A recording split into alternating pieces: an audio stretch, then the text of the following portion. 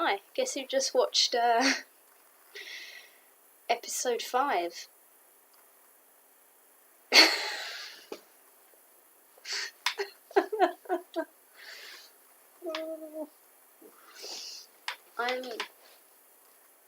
Oh my god, that episode, like the first bit is all hype, and then like after that, it's just like more and more and more ominous. To an almost ridiculous degree. Like, they're just like the writers yelling, something bad is gonna happen. Oh my god, oh my god, oh my god. Okay, let's break this down. Let's talk about this. So, I was spoiled about Neo, which is sad, because I wanted to just freak out in a reaction video like everyone else is in, like, / has in all the reaction videos I'm going to watch after this. But so that was upsetting. You know, but like not having Neo back, that was fantastic. But I just wish I could have freaked out and hyperventilated like everyone else did. But instead I'm like, she looks good in the new animation engine. That was my sort of reaction. But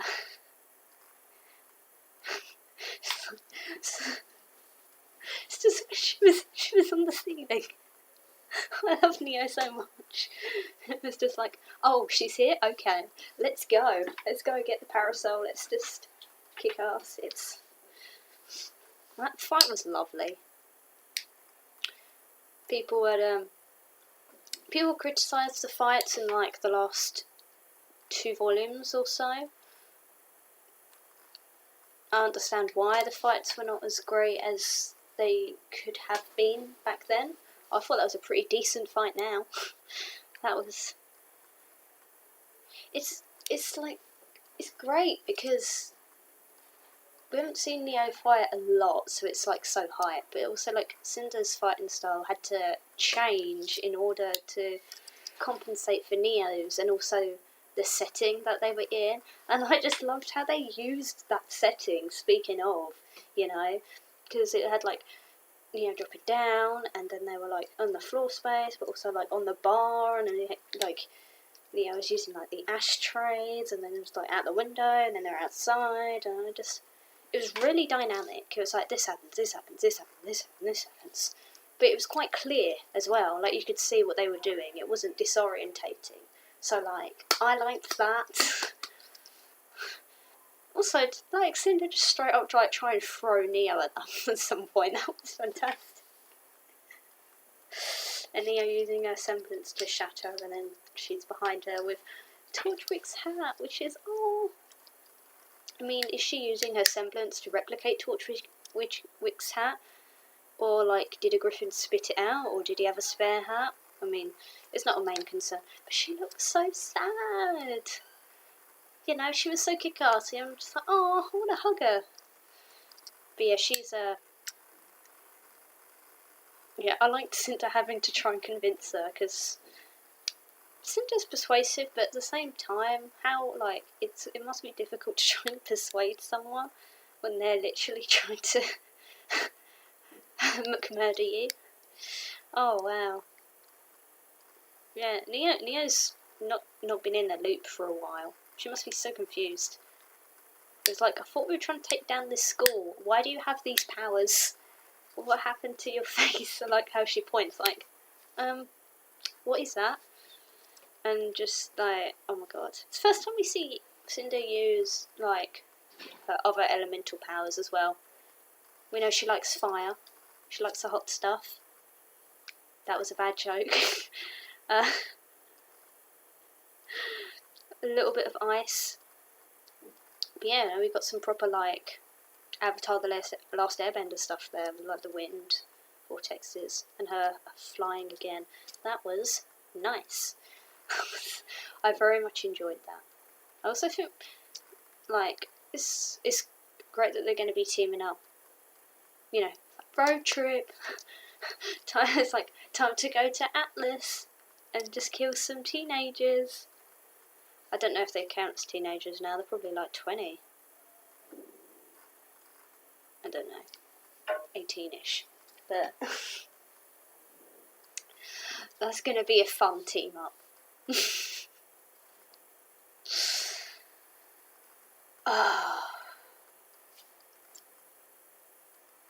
I'm smiling, I'm just lingering on this positive memory before we get to, like,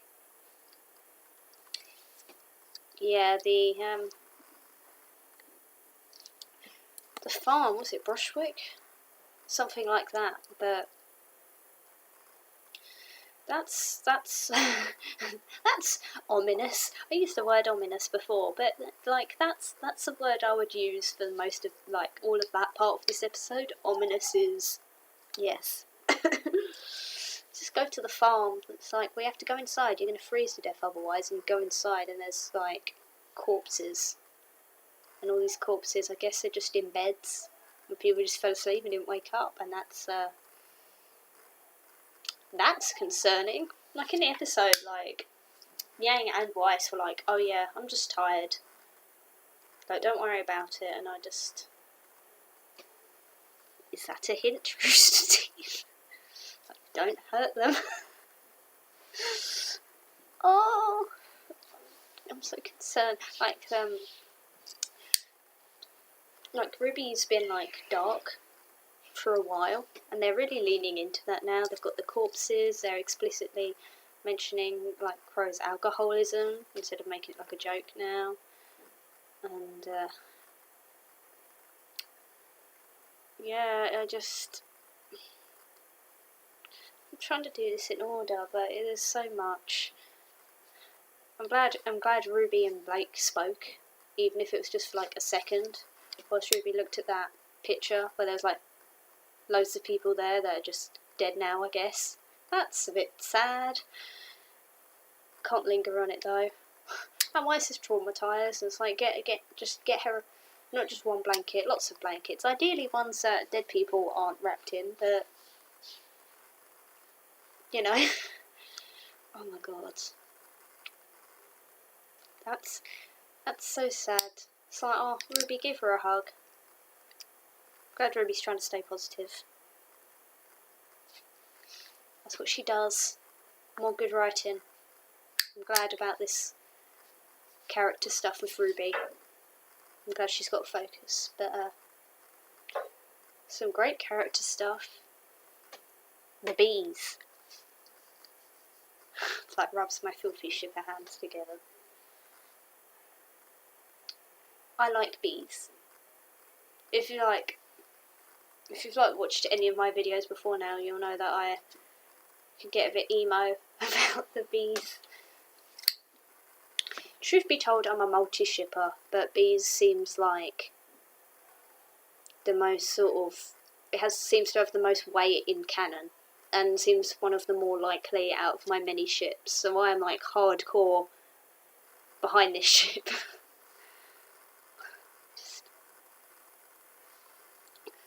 As soon as it was like, oh yeah, Blake, Yang, we'll go together, and I'm just like... Blake looks so concerned, and Yang just looks, well, as she said, sort of like tired, but not tired in the sleep front, a different kind of tired, which is upsetting. And they have a talk. It's not quite the talk, but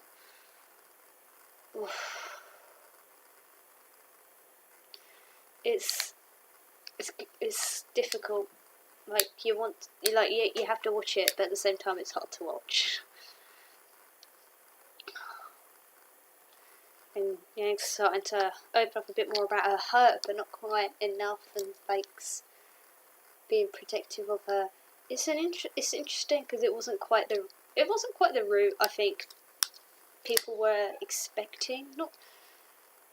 I don't think this was directly it. I thought most conversations about the sort of bee union was I remember it sort of being like, Yang and Blake are going to argue, and Blake's going to explain and apologise, and Yang's going to forgive her, and it's going to be like this, and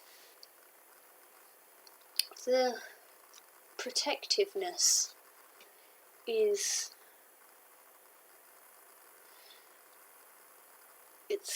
I wouldn't say it's like unexpected, but it wasn't like the top thing that people were talking about. It's sort of, it makes sense.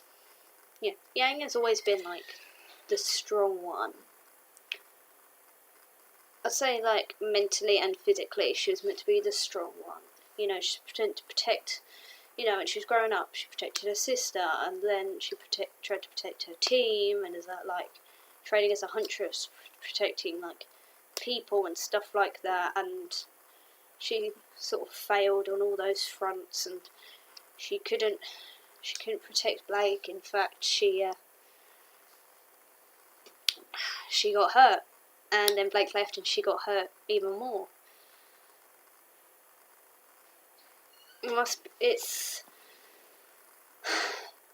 She's been this like person all her life, and she can't just shake that off, you know. You can't just immediately be like, oh yeah, help, I need help and stuff like that. And I don't even think it's quite that simple, because Yang is still very strong. And even though she might she'll still have trauma to overcome, because recovery from like mental illnesses and such, it's never quick. It's always a long road, has ups and downs. I'm glad they didn't forget about that with Yang and Blake. How am I going to word this?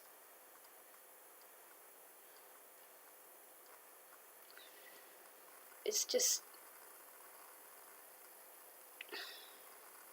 Blake's going to have to let Yang do things for herself.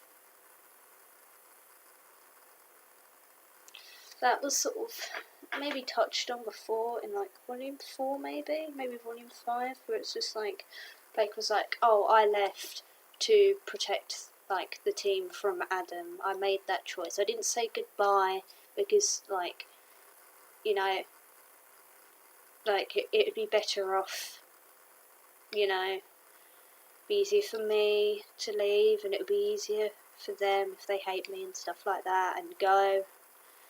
And just it's not like, I wouldn't say Blake's controlling, but she is taking away the choice for Yang and the team, but specifically Yang in this case. So it does work, I think, this whole protective thing, because there's nothing wrong with wanting to be there for the people you care about, but at the end of the day they have to make their own choices and decisions. I can't like imagine what it's like to, you know, lose a limb, try and protect someone, and then they leave, and then they come back trying to deal with that specific incident. But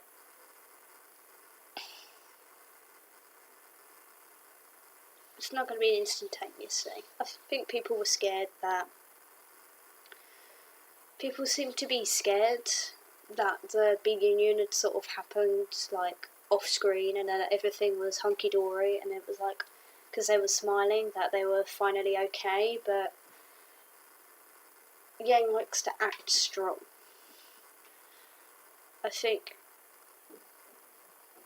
generally if you're trying to like act strong, not show your emotions too much, it's easy to sort of be like let out anger, or to like be sarcastic and like not take things seriously because there's something serious going on, if that makes sense, that she just sort of hasn't been allowing herself to. And then like suddenly her and Blake are alone in this suddenly very stressful situation where there's nothing to joke about or hide behind.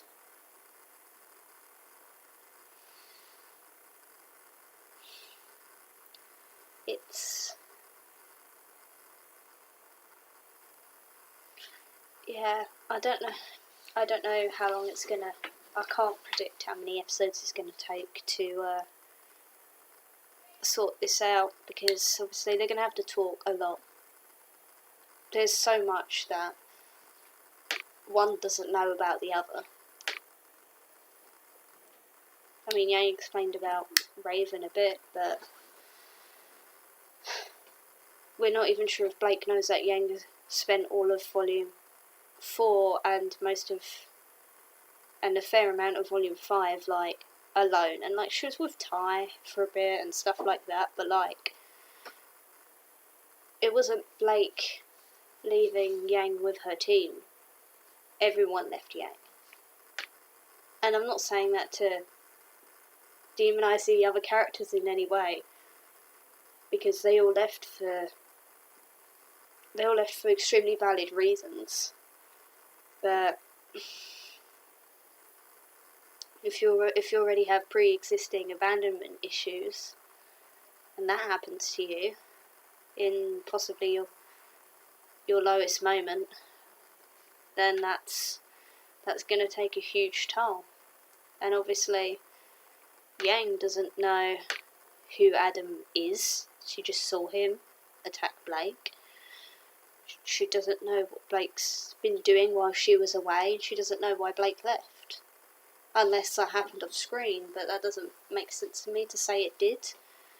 Like, she even explained what Adam was like and what he did. You know, make people afraid of him in order to control them.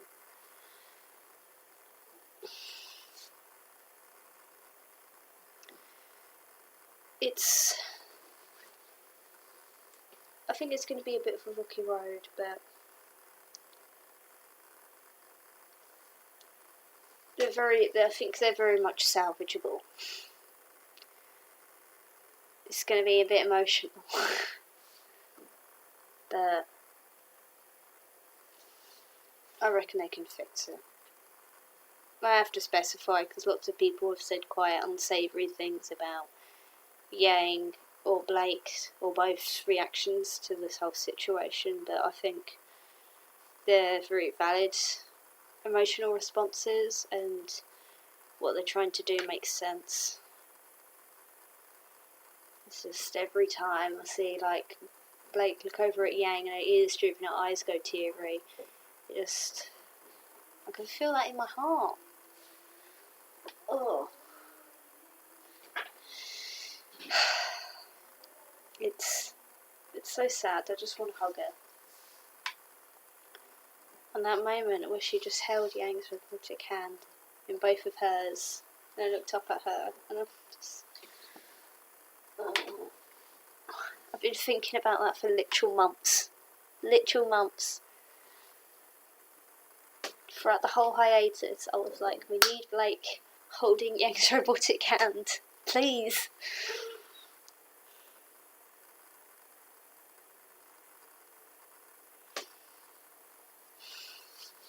There's gonna be a lot to go through. Yang's gonna have to open up. Blake's gonna have to explain, and then Blake's gonna have to. She might have issues forgiving herself again if Yang gets upset, but they'll have to do that. It's going to be a lot. I don't know why I'm laughing. It's so sad, but at the same time, it's good to see. I think something that really helps as well is just like such a short scene, but when Blake gives, I believe it's Blake that gives Weiss the blanket. Just checks up on her, makes sure she's okay, and before she was checking up on Ruby and making sure she's okay. I live for Blake, trying to make sure that all of her teammates feel like they're loved and cared for, that she's here for them and she's gonna be here. It's nice, you know? Like, it's just, I don't know, it's something about friendship. Well, I mean, I do ship them as well, so, like, romantic relationships as well, just keep that in the back of your brain. But in terms of what's canon, there's something really heartwarming about just friendship, just people being there for each other. And, like, I know it sounds like such a sappy thing to say, like, the power of friendship. But like when you're a kid, you're like, yeah, friends, and then like get like emo teenager, like, oh, this is so dumb and cheesy and blah, blah, blah. And honestly, now that I'm like 20, I'm just like, you know what's great? Friendship. So it's just so like nice and like heartwarming to see just RWBY being like, oh, why is she alright? And Weiss was like, you got a bit in Volume 5 where she was trying to be nice to people and she was doing it like with this, like in what we've seen of Volume 6 so far, doing that as well. And Blake's checking up on people, and it's just they're just so good. They just love each other so much. Just want to look after each other and keep each other safe. And I appreciate that. And I think things like that are extremely important in dark settings.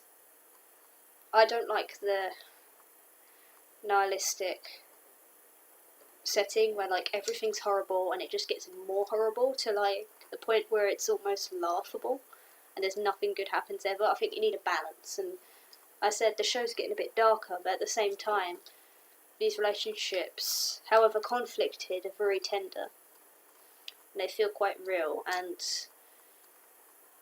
I think if you're going to need like all of this like pain and stuff, you're going to need some love as well, of all kinds.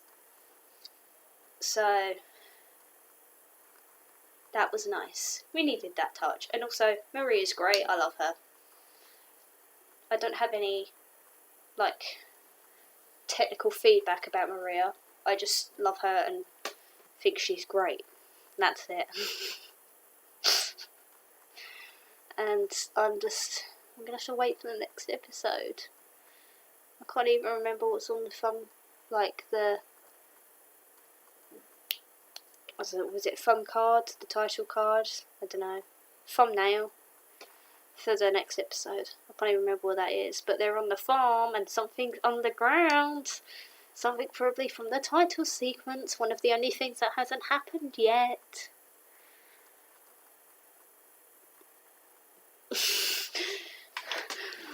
I've been saying for a while, like, oh yeah, I think Crow might die, or something like that, or he has death flags. And people are like, no, he had a moment in like Volume 4 when he almost died. Then I'm gonna do that again. And I was just like, well, you never know with RWBY, maybe they are, and this is very ominous because there's space underground, and bad things have happened on this abandoned farm where everyone's dead, and the title sequence, underground, Crow falls asleep, he's drinking alcohol, he like gets pulled down by the Grimm hands, and we've seen the Grimm similar to that with Salem when she did a weird thing with Hazel, and RWBY's there fighting it, looking desperate and kind of scared, and I'm just like,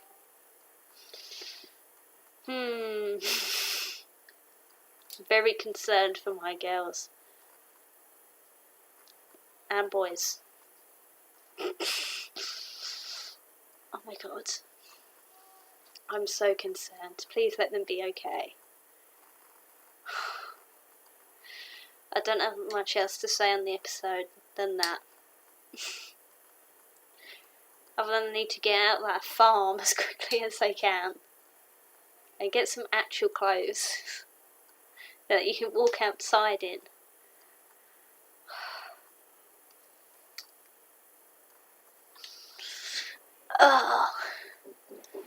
Also, I'm hyped for the soundtrack. I didn't focus on the song when it came so much in the episode. I was like, oh, new song, and I was like, yay! And then like, I was mesmerised by the fight with Neo and Cinder. So I have that to look forward to, the Volume 6 soundtrack. I love the RWBY soundtrack.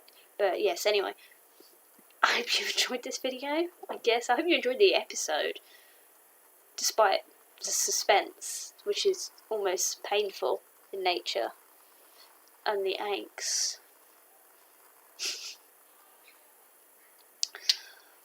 I hope you enjoyed. I'm glad Neo is back. I'm concerned. Bees. It's a good summary for this episode. Anyway, I'll see you guys later.